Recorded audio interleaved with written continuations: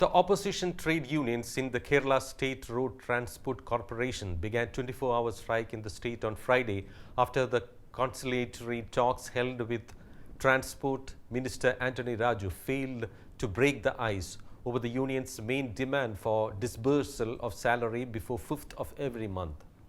The KSRTC management has declared dies known against the striking employees. Meanwhile, the minister said on Thursday that the 24-hour strike will push KSRTC into deep financial crunch. Actually, KSRTC is in a situation where it is unable to pay salaries without getting money from the government. At the same time, it is a pity that several high-tech buses are remaining idle in depots and yards and have been rusting and gathering dust. It is the extreme inefficiency that has put the corporation in such a sticky situation. The High Court has sought an explanation from KSRTC in response to a public interest litigation filed against the rusting of 2,800 buses. On April 18th, Kerala Kaumudy published a special report stating that 2,800 KSRTC buses were getting destroyed by rust. The public interest litigation was filed citing media reports including this. The court has asked the KSRTC to give details like the number of buses that are getting destroyed by rust, how long the buses have been lying idle, and what the corporation is planning to do. Anyway, the KSRTC authorities are likely to come up with some reason or other for abandoning the buses, worth around Rs 700 crore in the yards. Failure to implement things by citing excuses is a sign of establishments that are about to perish.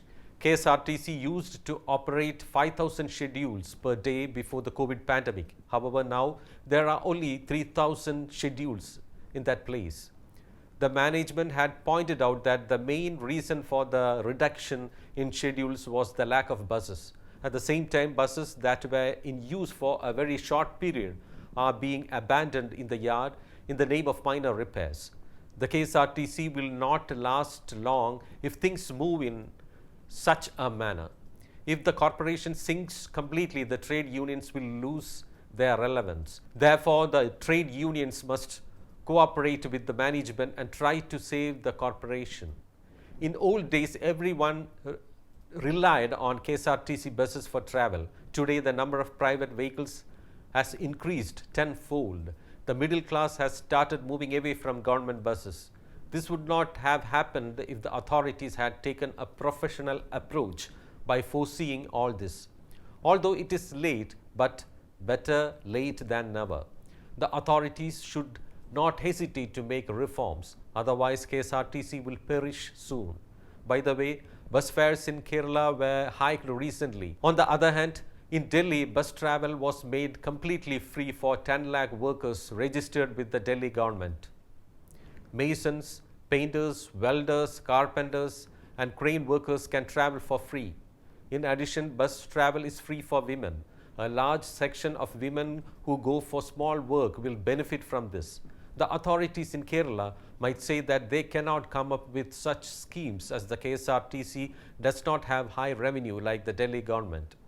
This is not just a matter of availability of money, but also a matter of attitude. For several years, the authorities have been pursuing the old-fashioned way of raising ticket fares to solve the financial crisis. There is no point in eyeing commuters, assuming them to be the only source of revenue. Disappointment will be the result. KSRTC should chalk out more creative plans to generate more incomes from multiple sources.